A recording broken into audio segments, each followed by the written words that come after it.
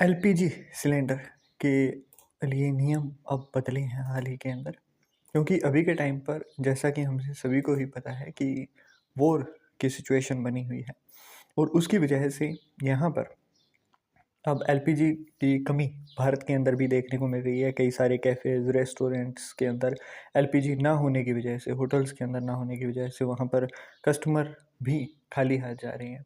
तो यहाँ पर भी अपने यहाँ 25 दिन से पहले अगर एलपीजी सिलेंडर ख़त्म हो गया तो उसके लिए बुकिंग कैसे होगी? इसके अंदर भी कई सारे नए नियम लागू किए गए हैं सरकार के द्वारा। तो एलपीजी सिलेंडर के लिए नियम बदल दिए गए हैं। अब नई बुकिंग के लिए 25 दिन का इंतज़ार ज़रूरी है, लेकिन अगर सिलेंडर पहले ख़त्म हो जाए तो उसके लिए भी एक तरीका है जो कि सरकार आपको देती है। हुआ क्या है ना, हाल ही के अंदर ईरान और इजराइल के बीच बढ़ते तनाव का असर भारत के ऊर्जा बाजार पर भी दिखाई दे रहा है। दोनों देशों के बीच जारी तनाव की वजह से ग्लोबल ऑयल और गैस मार्केट में अनिश्चितता बनी हुई है। इसी माहौल में एलपीजी सप्लाई और कीमतों को लेकर भी बदलाव हुए हैं।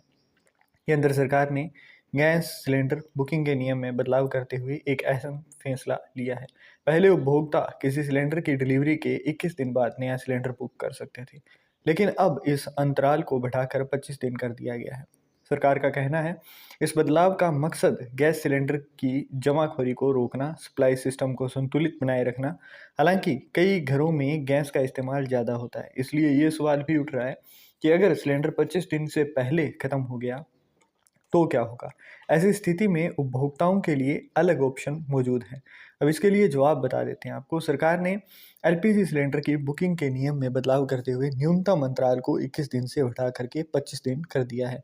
यानी किसी भी उपभोक्ता को नए सिलेंडर की बुकिंग करने के लिए पिछली डिलीवरी के बाद कम से कम 25 दिन का इंतजार करना पड़ेगा।